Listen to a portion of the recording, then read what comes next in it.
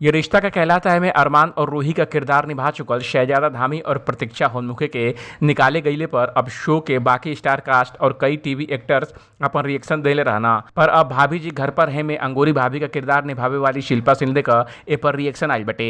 शिल्पा दोनों का सपोर्ट कैली है, इतना नहीं वो शो की एक्ट्रेस श्रुति उल्फत का विरोध भी कैली है। शिल्पा के कहे के बाकी केहू के तबे केहू को साइड लेवे के चाहिए जब उनके पूरा सच पता होके, बिना जाने आप केहू के खिलाफ नहीं बोल सकतनी। शिल्पा का सवाल बा कि श्रुति जैसन सीनियर एक्टर काहे न्यू कमर्स शहजादा धामी और प्रतीक्षा के लेके इतना बोलतली।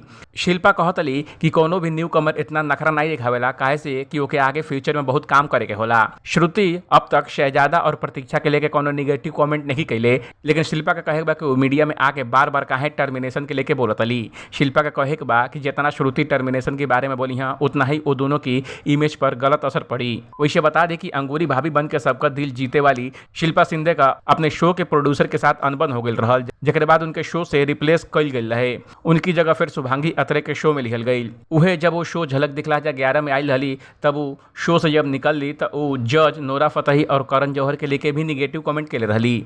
वैसे शिल्पा शिंदे के ए स्टेटमेंट पर आपका क्या कहे कमेंट कर हमको जरूर बताई। बाकी अपडेट के लिए देखत रही ABB भोजपुरिया।